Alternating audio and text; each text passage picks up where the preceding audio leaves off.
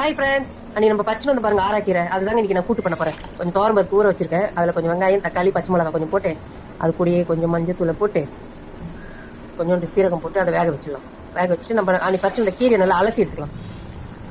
அலசி அதையும் அது கூட போட்டு வேக வச்சுக்கலாம். வேக வச்சு ஒரு கிளறி அதை அப்படியே விட்டுடலாம். அதை டிஸ்டர்ப் பண்ண வேணாம். அப்படியே கொஞ்சோண்டு உப்பு கொஞ்சம் போட்டுக்கலாமா, கொஞ்சோண்டு மிளகாத்தூள், அரைச்சி வச்சு தேங்காய் சீரகமும் அதில் ஊற்றிக்கலாம். சிறுபருப்பு வேணாலும் போட்டுக்கலாங்க. கொஞ்சம் எண்ணெய் விட்டு கொஞ்சோண்டு கடுகு போட்டு ஒரு பல்லு பூண்டு தட்டி வச்சுருக்கேன், அதையும் அதை கூட போட்டுக்கலாம். காஞ்ச மிளகா 2 கிள்ளி வச்சுருக்கேன், அதையும் போட்டு நல்லா கொஞ்சம் கருவில் வந்தோடனே அதில் எடுத்து ஊற்றி ஒரு கிளறி ஒரு கிண்டி அதை அப்படியே மூடி வச்சுட்டு அப்படியே நம்ம சாதம் கட்ட போயிடலாமா. சாதம் இன்றைக்கி சமையல் வந்து நம்ம வீட்டில் வெள்ளை சாதம், ஆராக்கீரை கூட்டு, ரசம் தாங்க. அப்படியே முருங்கைக்கீரை வடை என்னென்ன பாருங்கள். முருங்கைக்கீரை வடை இருக்கா, சூப்பராக இருக்கு பாருங்கள். உங்களுக்கு என்ன கேளுங்க, நான் ஒரு நாளைக்கு முருங்கைக்கீரை வடை செய்து காட்டுறேன். அவ்வளோதாங்க இன்றைக்குள்ள சமையல். பாய்.